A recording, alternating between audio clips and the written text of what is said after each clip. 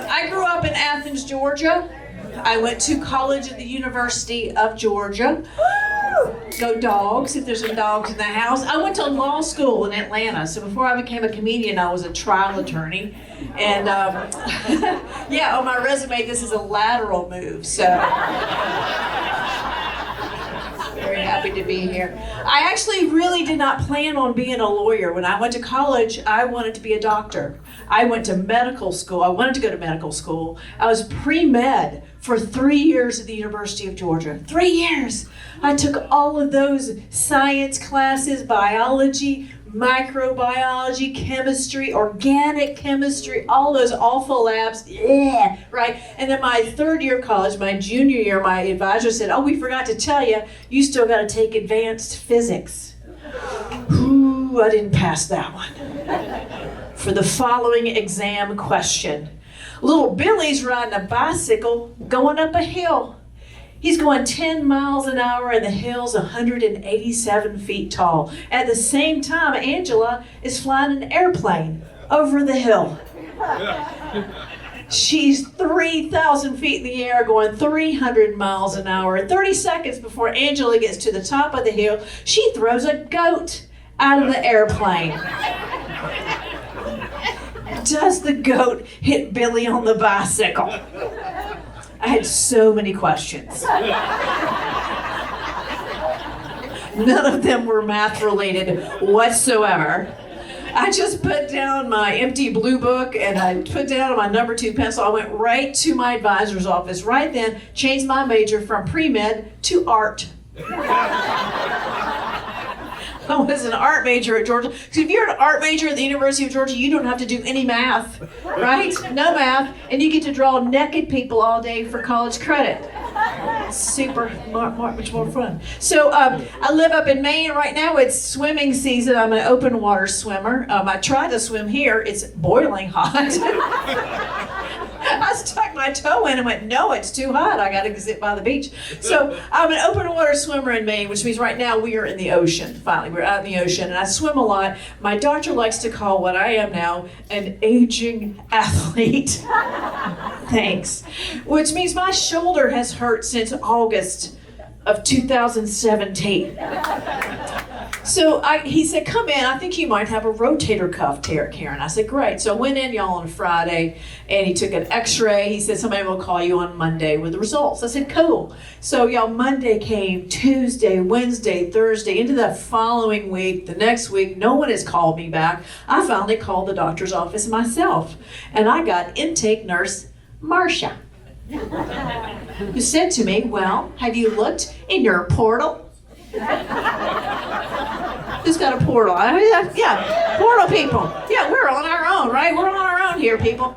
And so I was prepared for this because I knew she was going to ask me. I said, yes, Marcia, I looked in my portal and I see that there's an x-ray in there. And she said, well, what's the problem? I said, well, the problem, Marcia, is that I'm not an x-ray technician, nor am I a physician, mostly because my physics professor was a weirdo who tried to kill a little boy with a goat. But it's a whole different question right there. But here's what I can tell you, Marcia. When I looked at my x-ray, I can tell you this. I have a skeleton inside my body. That's all I got. But if what you're telling me now, Marcia, is I'm now responsible for my own health care and diagnosis through this portal, I would like to order a rotator cuff tear surgery and a breast lift and a tummy tuck. Thank you, Marcia. So living in Maine is hazardous to your health in the wintertime. Any people live up there in the wintertime? Y'all are smart. Y'all all move down here. Have you ever fallen on black ice, sir? Yes, black ice people. This is awful. When I moved up there, I had no idea about black ice. So last winter, I fell on black ice in my driveway. Just ass over tea kettle in my driveway, and I knew it was bad when I landed. I went right to the orthopedic clinic and did one of those walk-in x-rays, and the guy took the x-ray. He goes, see this line? This could be a fracture, may not be a fracture, but the treatment is the same thing. Y'all know what it is? Nothing. Absolutely. They can do nothing to help you. Like, why am I even here, lady? So they sent me home, they sent me on my way, and then still didn't get better. So a few weeks later, they said, come back in. You might have, let's do an MRI, because you might have some other stuff going on in there. So I bet there's some people that have had MRIs in this room. Yep. We've all done it. This scary giant magnet, it's a tube, you're going in it. They have to ask you all these really weird questions because you're going through a giant magnet. The first one they asked me was, do you have any bullets or shrapnel in your body? And I knew this was important. It's a giant magnet. I'm like, ooh, have I been shot and forgot about it? Could that have happened? And I was like, I don't think so. So the next question was, are you now or have you ever been? I'm like, oh, here comes the sex question. A welder. I said just once, but that was in college and we were drunk, so I don't think that counts.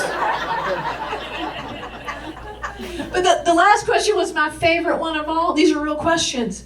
Do you have any shards of metal or metal fragments in your eyeballs?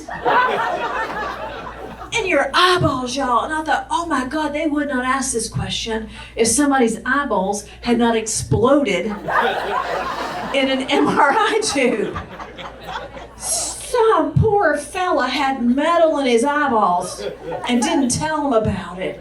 And he went in there and that happened. And they had to scrape his eyeballs out of there. And then they ran out like, ooh, we should add that to the questionnaire. Good Lord. So, turns out I did have a fracture, but the treatment is still the same thing, which is nothing. Nothing. Absolutely, they cannot help you. So, they said, but we can give you a shot of cortisone to help you with the inflammation and the pain. I'm like, give me that thing. I'll take it. So we go through this other room, it's just like a surgical suite. And there's some monitors in there, and there's lights and a table and stuff. And the doctor is showing me how he's going to use this TV monitor to guide the 10-inch needle into my backside. He's explaining all this to me. And he said, are you ready? And y'all, I still had the clothes on. I came in from the parking lot. Like I still had my snow boots on and everything. And I said, do I get a gown or like a robe or something? And he goes, no, we're just going to put you on the table and give you a hoedown. I said, a what? We're just going to put you on the table and give you a hoedown. I said, what is that? He goes, oh, I'm sorry, that's just when we scoot your pants like halfway off. While you're on the table. And I said, like a hoe?